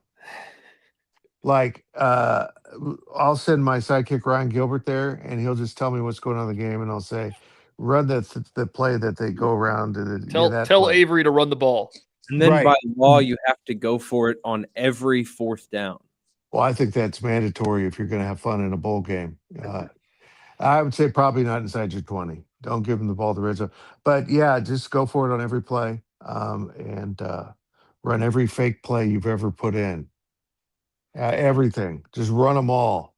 You got no use for them now. Just run them all. I don't know. It's true. But I might get to go to Shreveport, and I know that's everyone's goal. It is. Another conversation we had here is the fact of, that I brought up in the show, and I'm wondering your thoughts on this. There was, speculation. I don't even want to know if it's speculation, but more so just K-State fans kind of just overreacting to a bad season and saying that they were ready for Klieman to be done. And that's what fans do, because fans are lunatics half the time. It's fanatic is what fan is short for. They got Collin Klein in, and they're excited about it, and they should be excited about it. They got their guy. But I think that people are too quick to just say, let's go. K-State football is back, baby. Coach Klieman is the second greatest coach in K-State history that just walked out that door. Like, there needs to be a little bit of clenching the butt cheeks about that. Yeah. Just the thought that one average season had people losing their mind at the level that some people did. It was astonishing. I think it could have been a good psychological study. they turned on Chris Klieman because they lost some games early. And most of the people who were unhappy were great. They're fine. They were down, but there were some that literally acted like their rights had been infringed upon because K-State wasn't winning football games, and they wanted heads to roll because of it. And being a good man, look, people say you can't reach your social media. Coaches have to be on social media. That's how they recruit people. Social media isn't just some fun and games, a bunch of idiots like me talking to each other. They're actually using it for business, like a lot of us do. And they can't just ignore it. So he was just kind of surrounded by all this noise, and he just had to get out. That was something else. Go ahead, Jackson. I'm curious. I mean, Fitz, you've been around Kansas State athletics for a really long time, and You had to add the really, didn't you? Yeah, I could have. It could just be long time, really, really, really long time, like really long time. But my question is, like, you were around when Bill Snyder left the first time. You were around when he left the second time. What was different about this than maybe not the second leaving of Snyder, because that didn't seem to be on his own accord, but the first time it felt like it might, at least maybe in my recollection, it was of his own accord. Yeah. So how was this different or maybe similar? And Jackson, that's a great point. This really is a lot like Snyder 1.0's ending. Went through back-to-back bad seasons, and he wasn't having fun anymore. And a lot of similarity. As soon as he stepped away, though, he realized he wanted to coach again. And it was a mistake. K-State went ahead and hired Ron Prince. I feel really comfortable saying that, because he had backed out and said he wanted to come back. But at that point, everyone was like, well, we're getting ready to hire this guy. Jackson's a great point. I think there are some similarities between the burnout, and for Coach Snyder, it was adjustment to the social media sphere that was erupting back then, that kind of blew up the whole L. Roberson story to a point not being manageable at the end of the 2003 season. So, yeah, I see that. And then you're right. The second time around, he just didn't want to give up. And finally they had to tell him, look, coach, we've got to move on. And it was perfect timing. Chris Klieman did a great job picking up the pieces. Fitz, quickly before we go here, something I'm wondering about. There was reports that this had something to do with, Klein and the USF job. After listening to him yesterday, I kind of believe that Klieman just personally retired and it worked out. Are you under the same impression as me? Yeah, that Chris Klieman wasn't stepping aside for anyone. He was other than himself. Yeah, I agree with that. I think it just fell into place for K-State, which is odd. It doesn't usually work that way. It's a lot of luck for K-State if that's the way that did work out. Fitz, we appreciate it. I might need to crash on your couch if we're going to announce a head coach in a couple of days. It was a long day in Manhattan yesterday. Yes, you are always welcome. You are always welcome. I like Thanks, to hear it. boys. All right. We'll have more Sports Daily coming up after the break.